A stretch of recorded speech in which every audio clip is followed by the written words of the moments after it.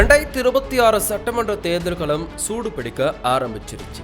தாவேக தலைவர் விஜய் தன்னோட 234 வேட்பாளர்களையும் அறிவிச்சு நேரடியா களத்துல இறங்கியிருக்காரு.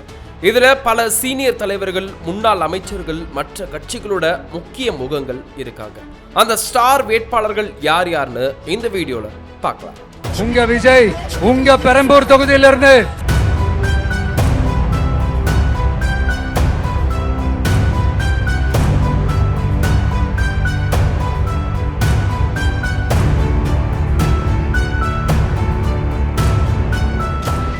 முதல்ல தாவேக தலைவர் விஜய் ஒரு தொகுதியில இல்ல 2 தொகுதியில பெரம்பூர் மற்றும் திருச்சி கிழக்கு தொகுதியில போட்டியிட்டாரு.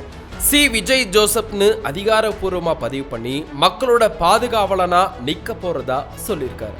இரண்டாவது புஸ்ஸி ஆனந்த், தாவேகா பொதுச் செயலாளர். இவரு முன்னாள் புதுச்சேரி முன்னேற்ற காங்கிரஸ் எம்எல்ஏ, விஜய்க்கு ரொம்ப நெருக்கமானவர்.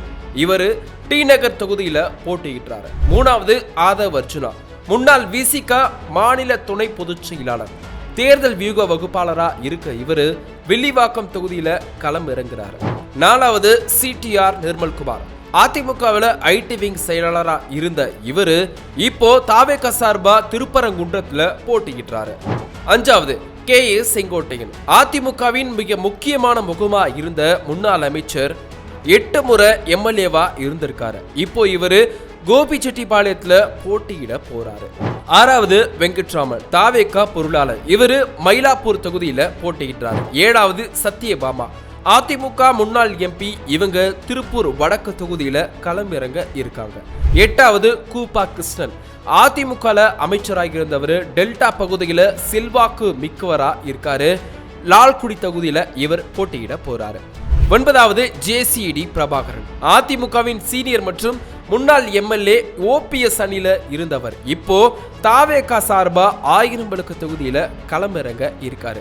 பத்தாவது அருண்ராஜ், முன்னாள் ஐஆர்எஸ் அதிகாரியான இவரு திருச்செங்கோடு தொகுதியில போட்டியிட போறாரு.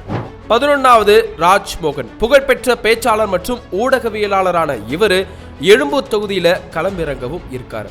12வது விஎஸ் பாபு, வடசென்னை மாவட்ட திமுக செயலாளர், பிறகு அதிமுகவில் வடக்கு மேற்கு மாவட்ட செயலாளர். இப்போ தாவேகால இணைஞ்சு தாவேகா சார்பா கொளத்தூர் தொகுதியில முதலமைச்சர் மு.க. ஸ்டாலினுக்கு எதிராக போட்டியிடவும் இருக்காரு.